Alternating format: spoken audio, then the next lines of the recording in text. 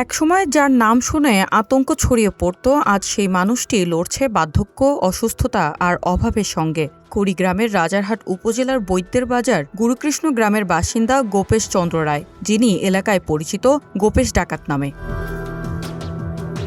স্থানীয়দের ভাষ্যে প্রায় অর্ধশতক আগে তিনি ডাকাত সর্দার ছিলেন। তাদের দাবি, ধনীদের কাছ থেকে লুট করা সম্পদের একটি অংশ তিনি গরিব মানুষদের মধ্যে বিলিয়ে দিতেন। এ কারণেই অনেকেই তাকে বাংলার রবিনহুড বলেও উল্লেখ করেন।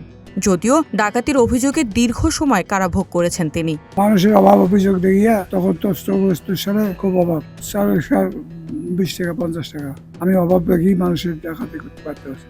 টাকা পয়সা কোথা থেকে দিব, তখন উপায় না পেয়ে আমি এই কাজ করছি। তবে আমি নিজের স্বার্থ করে আনি মানুষকে দিচ্ছি, বহু বিয়ে সাথে দিচ্ছি। আমি গ্রামের লোক করবে মানুষের অভাব অভিযোগ, টাকা নেই পয়সা নেই হয় না বলে আমি ঠিক করে দিচ্ছি। এখন আমি ডাকাতেছি, এইগুলো আমার ঘটনা। আমি দেখি অশান্তি, এটা করা যাবে না, তখন এটা বাদ দিলে হবে। কেন করছি? মানুষের অভাব অভিযোগ, বিভিন্ন সমস্যা, এগুলোর জন্য আসি। যখন আমাকে টাকা পয়সা চায় আমি দিতে না পারি, এগুলো কাজ করছি। অন্যায় কাজ করিনি কোনটা, তবে আমি করতে পারি না অন্যায় হয়েছে কিনা মানুষের বলতে। পরিবার জানান, কারামুক্তির পর 80-র দশকে তিনি অপরাধের পথ ছেড়ে দেন। পরে মানুষের ভোটে টানা প্রায় 25 বছর ইউনিয়ন সদস্য হিসেবে দায়িত্ব পালন করেন। পরিবারের আরও দাবি, মুক্তিযুদ্ধেও অংশ নিয়েছিলেন তিনি, তবে এখনও মুক্তিযোদ্ধার স্বীকৃতি ও ভাতা পাননি বলে অভিযোগ তাদের।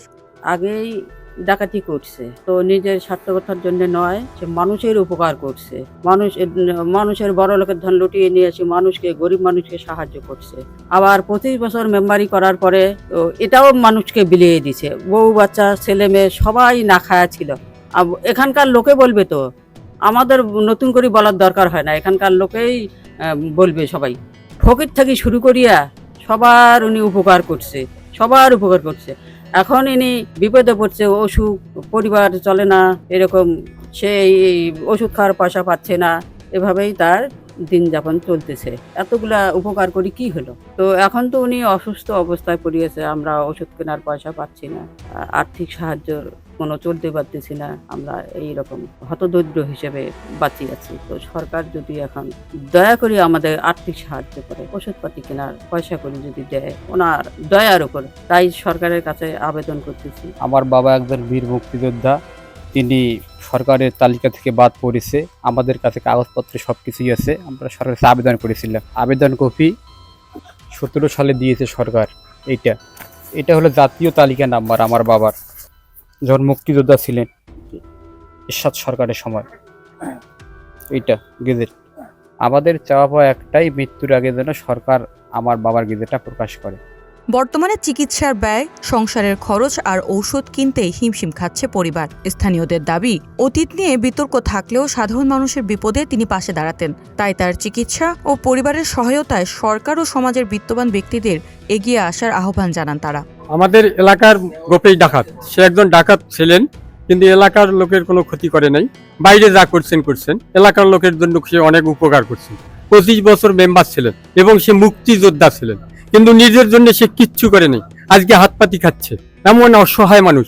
মেম্বারি করিয়াও উনি কিছু করতে পারেননি, অসহায় মানুষের কাছে বিলিয়ে দিয়েছেন এবং অনেকজনকার চাল আটা উনি কিনে দিয়েছেন।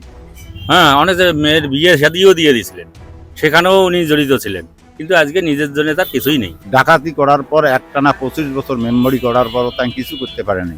অসহায় লোকের পাশে যারা ছিল, আজকে তার করুণ দৃশ্য, হাত পায় না, তার ছেলে পেলে আছে, তার খোঁজ করে না। এখন জনগণের পাশে হাতে দাঁড়িয়ে 2-4 টাকা নিয়ে তবে সে জীবন জাহান বাঁচায়। উনি বর্তমানের জন্য খুব বড় অসহায়। হ্যাঁ, অতএব তার জন্য কিছু করলে আমরা খুব খুশি হব। যদি কোনো হৃদয়বান ব্যক্তি পৃথিবীতে থাকে, তার পাশে দাঁড়ালে হয়তো লোকটা উপকৃত হবে। এইটা আমার দেশবাসীর কাছে অনুরোধ থাকবে। তার একটা কিছু দিলে গেলেই মনে করো যে এলাকার মানুষ খুব একটা খুশি হলো। ডাকাতির অভিযোগ, কারাভোগ, এরপর জনপ্রতিনিধি। গোপেশ ডাকাতের জীবন যেন বৈপরীত্যের এক অধ্যায়, অথচ জীবনের শেষ প্রান্তে এসে সেই গোপেশ চন্দ্র রায় এখন অসুস্থ, শয্যাশায়ী এবং মানবিক সহায়তার অপেক্ষায়। News desk, green TV digital.